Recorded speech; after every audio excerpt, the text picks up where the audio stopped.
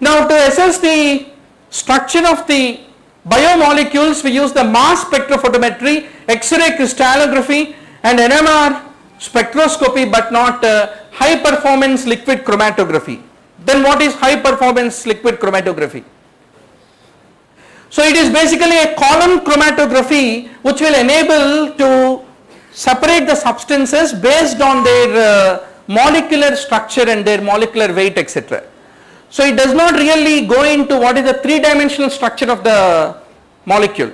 So what goes into that? X-ray crystallography will do that, mass spectrophotometry will do that, and NMR spectroscopy will do that. It will study the structure of the given molecule.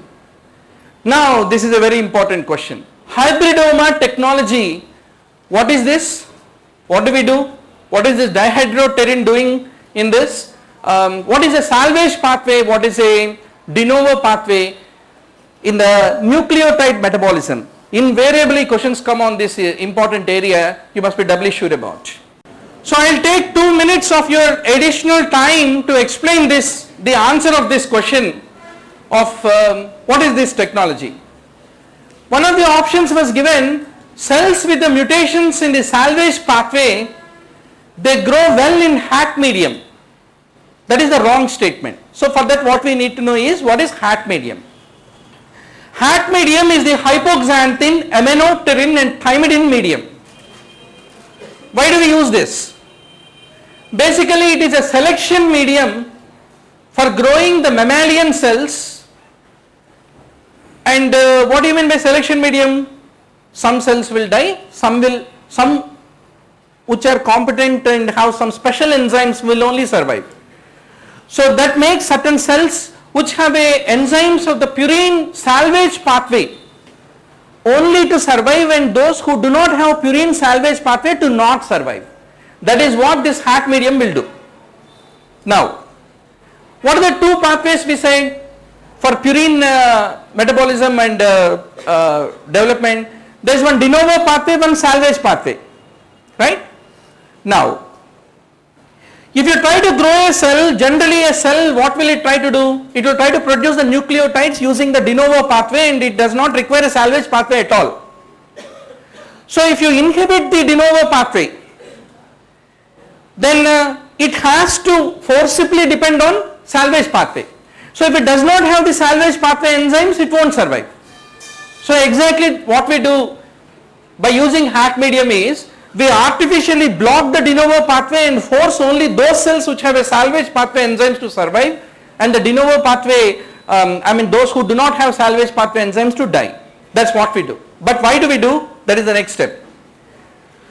So basically we use aminopterin, which is a drug which is a folate metabolism inhibitor, and folate is very important because dihydrofolate reductase will convert hypoxanthine and thymidine, and it is a part of the de novo pathway. So by using aminopterin, we block the dihydrofolate reductase, by that we block the de novo pathway. So that is what we exactly do, that is the purpose of it. So the aminopterin blocks the DNA de novo synthesis, and it will force the cells which only have ability to go into salvage pathway to survive. Now for surviving a salvage pathway, there are two enzymes which are required for the cells. One is thymidylate kinase, other is hypoxanthine guanine phosphoribosyl transferase, HGPRT. Only those cells which have these two enzymes will only be able to carry on a salvage pathway and can only be able to survive. Now what we basically do is, in hybridoma technology, we take a laboratory mice, first expose it to an antigen about against whom we wanted to develop antibody. That antigen we expose that mice and develop an antibody inside that mice. Then once the splenocytes are of that particular antigen sensitized mice are extracted, then you have the B cells in that which are capable of producing the antibodies against that antigen. Okay. Now what we do is, we also take myeloma cell. A myeloma is a malignant cell. It is an immortal cell which will perennially replicate. Using hybridoma technology, we fuse this myeloma cell with your B cell, which is capable of producing immunoglobulins. We fuse the two, right? Now, after fusing the B cell, which is capable of producing monoclonal antibody, with this myeloma cell, we basically incubate in HAC medium. Then the aminopterin inside this HAC medium will block the de novo synthesis. So what will happen? Those myeloma cells which have not fused, they will perish. Only those myeloma cells which have fused with this B cell, they have a salvage pathway enzyme, so they will only survive. And they survive and perennially produce the antibody. So that's how we create a factory of monoclonal antibody production continuously. So that is the main reason. The purpose of using the HAC medium is basically to kill the cells selectively which have no salvage pathway enzymes, like the unfused myeloma cell, and permit only those fused myeloma cells which only have the salvage pathway enzymes. So that is the purpose of using the HAC medium. Now let us go back and look into it. The cell with mutations in the salvage pathway, does it grow in HAC medium?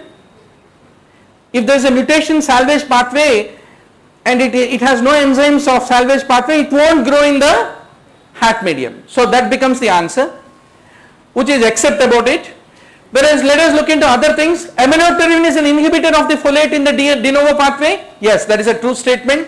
And HGPRTase and thymidylate synthase are required for the nucleotide synthesis. Definitely in the salvage pathway they are required. And hybridoma cell is achieved by fusing the active B cell with the myeloma cell is what need to be basically remembered. So peace with the topic. Let's go to the next question. Fish is deficient in what? Fish has got everything. It has got good iodine, it grows in the sea, in the salt. Then vitamin A is there in fish liver oil, and the raw fish is only deficient in iron is what need to be remembered. Now what is the difference between a plasma non-functional enzyme and that of a functional enzyme? We have the amylase, lipase, creatine kinase, LDH, ALT, SGPT, AST, SGOT, acid phosphatase, alkaline phosphatase, they are all non-functional plasma enzymes. Now what is the difference between a functional and a non-functional plasma enzyme? Number one, a functional enzyme is present in a higher concentration inside the plasma compared to that of the tissue concentration of it. Second is it has certain known functions. It is not born without any purpose. I mean, it is born with some purpose. And the site of synthesis for all these functional plasma enzymes is the liver. And if there is any liver dysfunction, that causes functional plasma enzyme levels to fall down. And the classical examples are prothrombin, lipoprotein lipase, pseudocholinesterase, etc. So they are all the examples of functional plasma enzymes. Whereas ALT, AST, CPK, LDH, alkaline phosphatase, acid phosphatase, amylase, they are all the examples of the non-functional plasma enzymes. So that makes the lipoprotein lipase, which is a functional enzyme, to become the answer is what need to be remembered.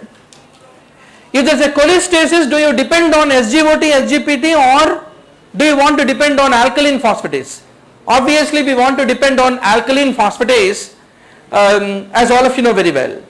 And also we depend on gamma glutamyl transpeptidase, fine nucleotidase, but out of all alkaline phosphatase more commonly. And before you diagnose cholestasis of pregnancy, what is the most important laboratory parameter you should check in the LFT? Because viral hepatitis can cause liver dysfunction. There is an entity of fulminant hepatic failure leading to the hepatic dysfunction. There is another third differential diagnosis in pregnancy with liver dysfunction is intrahepatic cholestasis of pregnancy. By rule, if you look at LFT in a case of intrahepatic cholestasis of pregnancy, the bilirubin level should be less than 5 mg per deciliter, no elevation of transaminases or triglycerides or cholesterol, with only the elevation of alkaline phosphatase, which is a very important parameter. Now let's go to the next question. Antibodies have two forms.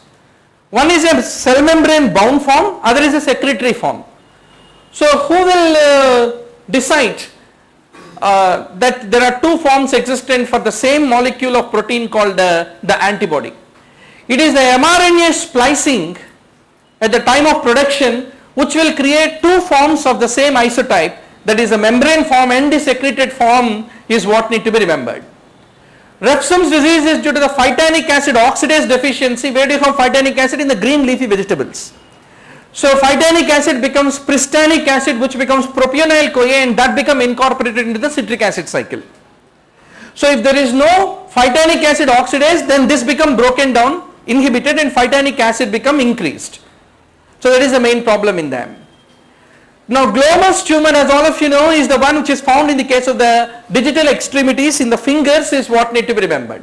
So safe strategy, without that there is no AIIMS question paper, you can take it granted, because it is the apex center for the eye care of the country. So any number of questions you give, if you don't give safe, you are beating the basic purpose. So S for lid surgery, A for antibiotics, F for facial cleanliness, E for environmental improvement, as all of you know very well. Inclusion conjunctivitis is caused by the chlamydia, as all of you know. Now refractive index, how much is there in cornea, and within lens where is it, what are the values? If you take the cornea, it is 1.3771, and in the case of the lens it is 1.406 in the central layers, and it is 1.386 in the cortical layers of the lens, is what need to be remembered. Now the patient has got a sixth nerve palsy on the left side. What will happen? Whenever sixth nerve is important for abduction, so whenever he is trying to make a lateral gaze onto the left side, he is expected to abduct, but it doesn't happen. So there is a reason, there is a diplopia whenever he is trying to make a left lateral gaze, if there is a left abducens palsy, is what need to be remembered. Then Horner's syndrome. All of you know very well that Horner's has got anhydrosis, it has got a ptosis. Then it is anophthalmos, not exophthalmos. So option A becomes the answer. But do you also know that there is an association with heterochromia iridis? Very much. Then what is that syndrome called? Von Pezon syndrome, where Horner's along with heterochromia iridis, the combination is what you find. Now a lot of research is going on genetic basis for every clinical problem. So BRCA1 is the mutant gene in those who have a familial tendency for the breast cancer, and BRCA1 is located on the chromosome 17, BRCA2 is located on the chromosome 13. Whether you like or don't like, you have to remember it. Then it is also implicated, BRCA2, in the ovarian, fallopian tube, prostate, pancreatic cancer, and malignant melanoma also, the other tumors. Now on which chromosome folate transporter gene is there? These are called nagging questions, right? So but once more, cognition, if you love to depress, you can get depressed. Unless you give consent, no one can depress. That's what the cognitive theory says. So because suddenly you will feel in exam that they have recently done a genetic mapping. So 200 questions if they give which chromosome belongs to what, you will end up in having minus 200 as your score. Right, I think 1/3 is the negative scoring. Okay. So you need to remember that it is a chromosome 21 on which folate transporter gene is there. Nowadays a lot of work is going on that. Then where is MHC gene is located? This is reasonable because some of you are expected to be DM nephrology, doing renal transplantations. You go to Chicago, New York, California short time, and you will be talking about transplant. This is my experience. Suddenly one student gets up and say, where is MHC gene located, sir? You can't search in your pockets, right? So there's a reason. MHC is there on the chromosome 6 is a very common question asked in the exam. Now, whether cervical cancer, endometrial cancer, or breast cancer, prostate cancer, bone cancer, so many body cancers are there. Without a question on staging, is it right supraclavicular, left supraclavicular, stage 1 or stage 1B? So finally all this can be placed in one mobile phone and you can check quickly. There's no logic in remembering so many things, but we are forced to. So stage 0 in breast cancer, in fact we need to remember because it's a very common cancer. In situ carcinoma, tumor less than 2 centimeters in size is stage 1, less than 2 centimeters with greater than 2 centimeters with less than 5 is 2A, 2B, 3A, etc. You have got a big list. So finally concluding all this, it is the 3C in which there is involvement of the ipsilateral supraclavicular node that points down the staging to stage 3C. Maybe the next exam will ask you about stage 3A. You must be very sure on this list. In Reiter's syndrome, there is a oral ulcer, succinate balanitis, and this kind of a keratoderma blennorrhagica can be the part of the Reiter's syndrome. Now the question is it subcutaneous or oral? Oral ulcers are found but not subcutaneous ulcers is what need to be remembered. So how do you diagnose the reactive arthritis, doctor? What type of arthritis is it? Poly or oligo? It is an asymmetrical oligoarthritis predominantly involving the lower extremity is what you have to rattle out like a parrot in the tomorrow's exam. And sausage shaped fingers due to the dactylitis, and there is a conjunctivitis, iritis, genital ulcerations, urethritis, musculoskeletal criteria are there. There can be thickening of the nails, and there is a superficial oval ulcers, and for the ridging of the nails, one of the causes is Behçet's, one of the causes is Reiter's. Similarly, balanitis ursinata, where there is a shallow painless ulcer, once more that can be a common question in the exam. Next entrance, is it a painful or a painless ulcer in the case of the Reiter's? You must be very sure about. Now a 54-year-old smoker with a fever, hemoptysis, fleeting opacity is on the serial skiograms. On telephone only you should diagnose this. In March, when radiograph was done, it was there in upper lobe. In April, when it is done, it is there in the lower lobe. You can't explain a simple consolidation to migrate like this. So this kind of nature is only there with the allergic bronchopulmonary aspergillosis is what need to be remembered. Now let us look into it. In a 27-year-old individual, you can see a non-homogeneous consolidation in the right mid-zone, and later on it has, you don't find anything on serial skiogram. What you find is only a hilar lymphadenopathy, and it was changing in position. So classical story of the ABPA. Another common question about ABPA is what is the CD scan appearance, high resolution CT. You have a toothpaste shadows, gloved finger shadows. They are the ones which are seen classically in the case of the ABPA is what need to be remembered. Now a 28-year-old female, unmarried, dyspneic, and she is having on exercise development of hypoxia. A very important clue for interstitial lung disease. And how is the FEV1 by FVC pattern? Is it suggestive of restrictive or obstructive? That also you should look into. It's another frequently asked question. So exercise induced hypoxia will be there. There will be a reduction of FEV1 and FVC, but if you look at the ratio of FEV1 to FVC, it is either normal or increased ratio, which is suggestive of a restrictive pattern is what you classically come across. If you look at the arterial blood gas analysis, per se there may be a normal SaO2, but if you make patient to exercise, then there is a desaturation which is observed, which is very classical of ILD. A 2-year-old boy has got breathing which is high, 36 is a very high rate, and 39 degrees Celsius, V is stridor, etc. You must immediately give some bronchodilator. Ideally a nebulization of salbutamol, but in this case nebulized epinephrine could be the other important choice. Why not dexamethasone? Dexamethasone will take time, steroids will take time before the recovery is really observed. Bronchial washing is not required, you can do it post-mortem. And cell count and culture, what will you do? Even if you don't administer, he himself will take one antibiotic, or he already took because his father read it in internet and come to you. Because in clinical practice there are very few indications why to start and stop antibiotics. When to start cesarean and when to go for normal label, very few very blurring indications will be there in clinical practice. A 20-year-old stab injury in the flank, brought to the emergency room, and he has got the vitals which are stable. A very good question. I mean, examiner must have really thought in framing this question.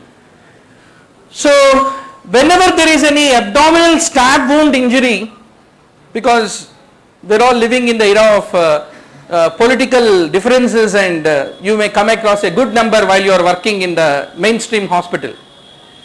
If the patient is asymptomatic, in the anterior abdomen if the injury is there and he is hemodynamically stable, then in that case what you basically need to do is a abdominal ciliotomy and a serial follow-up of the patient. There is no need for doing a laparotomy in an asymptomatic patient with stab injury whose vitals are stable.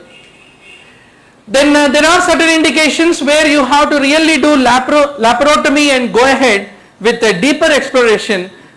The indications are, suppose if it is a penetrating injury and it is involving the posterior abdominal wall structures, then that becomes indication, and a patient who is a symptomatic and whose vitals are not stable.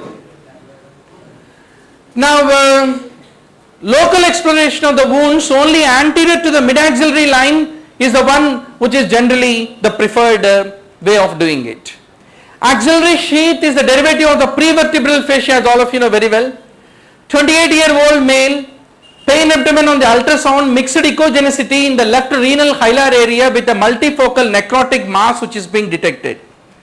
First of all, this is not the age group, 25 years for the development of, age wise we can basically rule out some of the options here. So if you look at germ cell tumors which are extragonadal, this 25-year or 30-year-old is a matching age group, and this nature of multifocal necrotic mass lesion perihilar with a mixed echogenicity also matches into a metastatic germ cell tumor radiological perspective and also by virtue of the age. If you look at renal lymphoma to be responsible for that perihilar mass lesion, generally the average age of appearance of perihilar renal lymphoma would be around 60 years is what has to be remembered. Now the posterior calf compartment syndrome, when will the pain develop? You have a beautiful tibialis posterior in the deep posterior compartment, and there is a pain in the shin which will be developing in the patient, and whenever he is trying to pull the toes and the foot in a downward direction, it is at the ankle movements there is a development of the pain in the case of the posterior calf compartment syndrome. The National Population Policy Program plans to achieve a IMR which is less than 30 per thousand and MMR of 100 per 1 lakh and 100% registration of births and deaths. So there are different targets which are being planned in the national health policy. Who is an Indian reference woman and a man? A man is 20 to 39 years reference man who weighs 60 kgs, not a European 80 kgs, and he spends 8 hours in bed, 4 to 6 hours sitting and moving and 2 hours in walking, and reference woman is 20 to 39 and 8 hours of general household work, 8 hours on the bed. She spends 4 to 6 hours sitting or moving around and 2 hours of active work, active hard work is the definition of an Indian reference woman. Now the bioluminescence of the firefly, I thought by chance there is a veterinary science also, any MD question has come because firefly, how much wing, how many times butterfly, how many flowers it will jump before getting tired. So these are all the questions which have very less relevance, but we are all the part of this drama, right? So it is the ATP which is responsible because the luciferase is the enzyme which leads to that bioluminescence. Then Bischofeld-Aldrich syndrome is not autosomal recessive. Favorite question of the examiner. It is basically X-linked recessive. It has got the IgM deficiency, small platelets will be there, thrombocytopenia, eczema, immunodeficiency are all the components of it. Now when will false positives become increased? It's very simple. Suppose if I give, let us say 200 MCQs, you have a paper. If I say that anybody who gets above 50 marks will get seat, then what will happen? Sensitivity will increase because when the cutoff is decreased, very early you feel that I am going to get the seat, but it is a false positive perception. So there is a reason when the sensitivity is high with the low cutoff, that will cause more false positives to become generated is what we need to basically remember.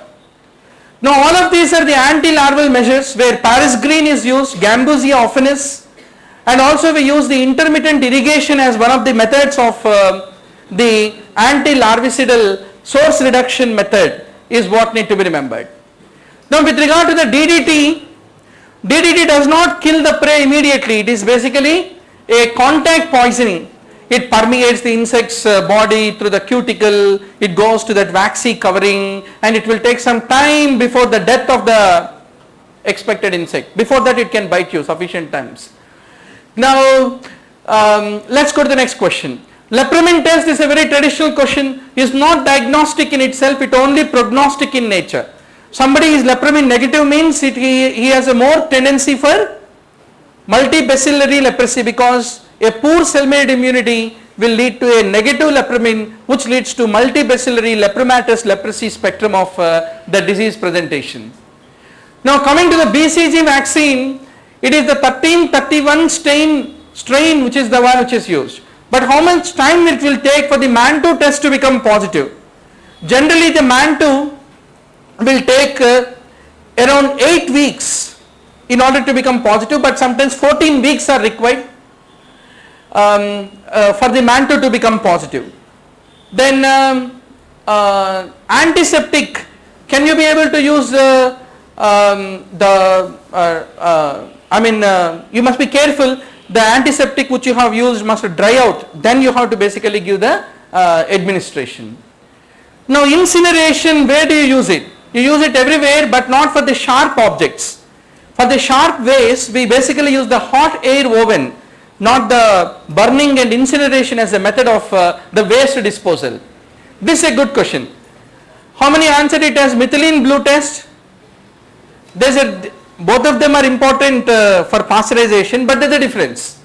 The methylene blue reduction test is only to know in a given milk sample before pasteurization what is the load of the organisms and contamination inside it. It is not to know the efficiency of pasteurization. Exactly, examiner wants to know the efficiency what do we use. Phosphatase test is the one which is used after pasteurization, whether the pasteurization was efficient or not. Let us talk about the breast milk. Out of all this, actually I don't know whether not true is given or true is given. Let us debate on each of them. Fundamentally, if you look at the milk output, half liter of milk will come in the first 2 months the mother produces, 640 between 3 to 4, 730 by between 5 to 6. After that the milk will start, production starts reducing. So how do you say whether adequate milk is produced or not? If the baby doesn't cry, that is sufficient to say. And what is the optimum time that breastfeeding should be given? 5 minutes, 10 minutes, crash course or long term? I mean, these are all the issues, right? So 10 minutes on each breast is generally the recommended time. Some babies will not give that much of time to get interviewed, right?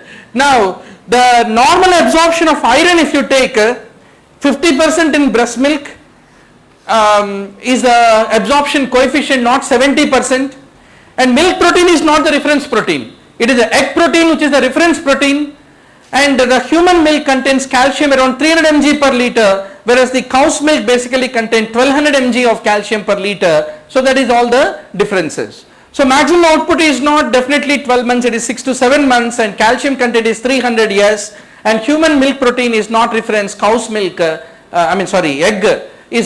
protein is the reference. Now let's go to the next question. Net protein utilization, I am blinded about the other options given, but it is the nitrogen. What is net protein utilization? It is the digestibility coefficient and the biological value, the product of them divided by the 100.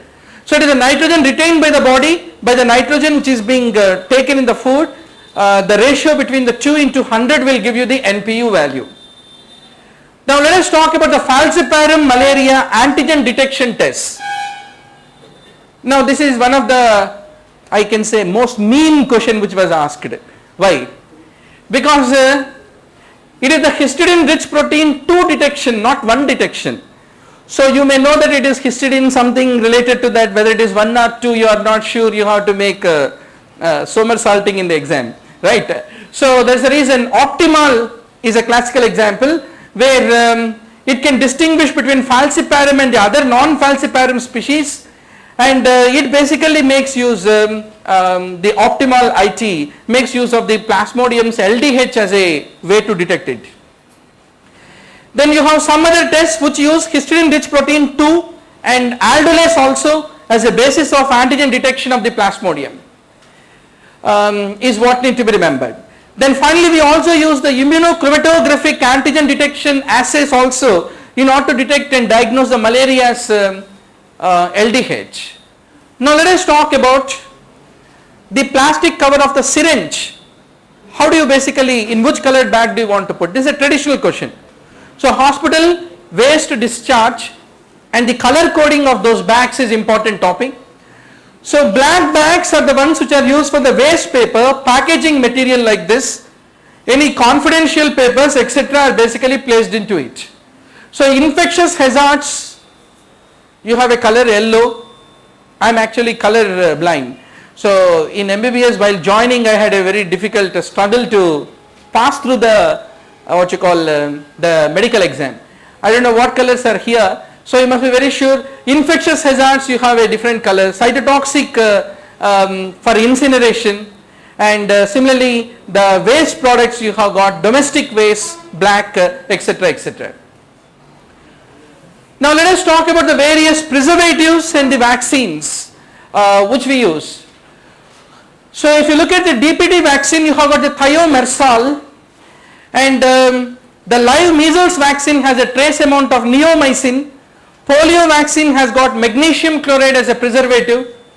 So that is the reason out of all these, BCG does not have neomycin, but measles has neomycin, kanamycin which are used as the preservative.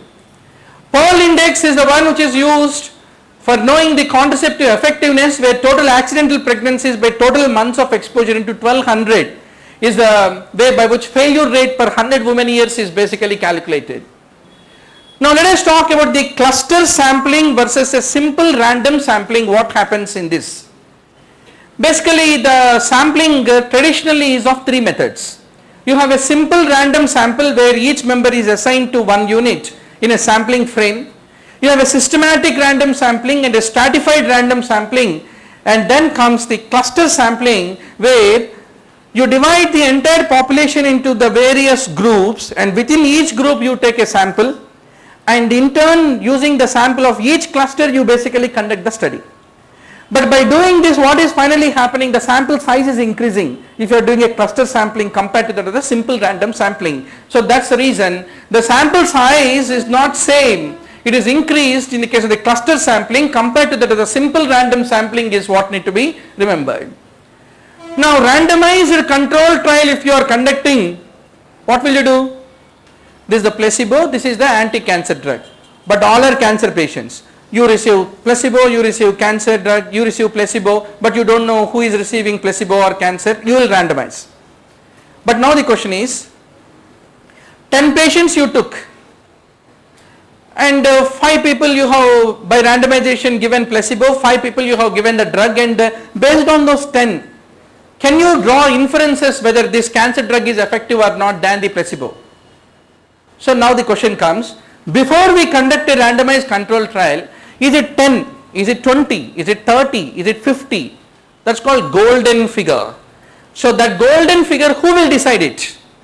It is the prevalence of that particular cancer in that population is one of the important determinant.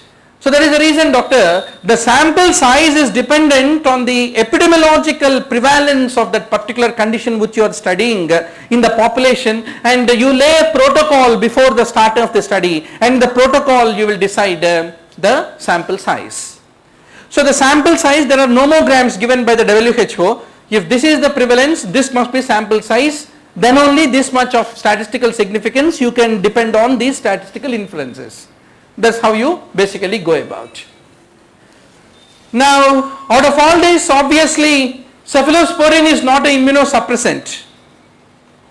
Are we right, or is there any rare study you want to pick up and say Cephalosporin is also a immunosuppressant. Okay.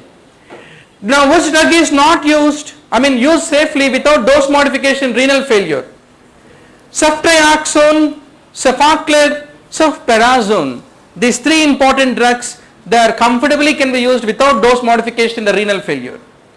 In the liver failure we can use metronidazole, but some studies say metronidazole also is having some hepatic metabolism, so it can become toxic, but definitely not the other drugs, which is one is a benzodiazepine, other is acetaminophen. The nifosfamide is an example of an alkylating agent which is used in testicular cancer, breast cancer, lung cancer, etc. Now which is not an alkylating agent. Invariably one question comes on the cancer chemotherapy drugs, at least if you don't have time to read the classification. So I already gave that in your literature. So alkyl sulfonates like busulfan, thiotepa like methylamines, nitrogen mustards like cyclophosphamide, melphalan, chlorambucil phosphomide, carmustine like nitrosoureas, and cisplatin like platinum based agents. They are all the examples of the alkylating agents is what need to be remembered. Now if you use a TNF alpha monoclonal antibody, what is the advantage? We use it in rheumatoid arthritis and any chronic inflammatory condition. But we should not use it in SLE because they found that there can be a drug induced SLE produced by the anti-TNF.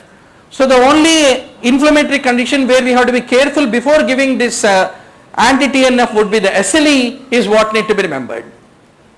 Digoxin toxicity is precipitated by the hypokalemia, not hyper, as all of you know very well. But digoxin toxicity by itself leads to hyperkalemia, as all of you know very well, because it blocks the sodium potassium ATPase pump. Similarly, advanced stage, hypothyroidism, hypercalcemia, myocardial infarction, quinidine, erythromycin, captopril, verapamil, diltiazem, nifedipine, ibuprofen, amiodarone. You should not forget the drug-induced, drug predisposing causes for digoxin toxicity. This is a interesting and a challenging question. Anti-resorptive, at the same time bone forming effect is there for which drug? In fact, all these drugs are used in the management of osteoporosis. But only one, but not the remaining three, is capable of both preventing resorption and promoting bone formation. So let us look into it. If you look at the biphosphonates, they inhibit the osteoclast proliferation. So that is the reason they prevent the resorption from progressing. So they are used in multiple myeloma, osteogenesis imperfecta, etc., etc., etc. If you look at the strontium renalate, it is the only agent out of the four, which is the answer for this question, which both increases the new bone formation and also prevents resorption. Hence it is also called the dual action bone agent. DABA is the other name which is being given for it. Then how does strontium will do this? How will it make osteoblasts to proliferate? We need to know that there is one important system called RANKL system, Rankel system it is called as. So this strontium will go and stimulate the calcium sensing receptors and lead to differentiation of pre-osteoblast into osteoblast, and that will increase the bone formation. And strontium stimulates the osteoblasts to produce osteoprogenin, and this osteoprogenin in turn will inhibit the osteoclast, and that's how resorption is stopped. So that's how strontium alone is capable of stopping resorption and promoting bone formation also. Now what is this teriparatide? One of the options given to us. Basically teriparatide is a recombinant form of the parathormone which we use in the management of osteoporotic individuals.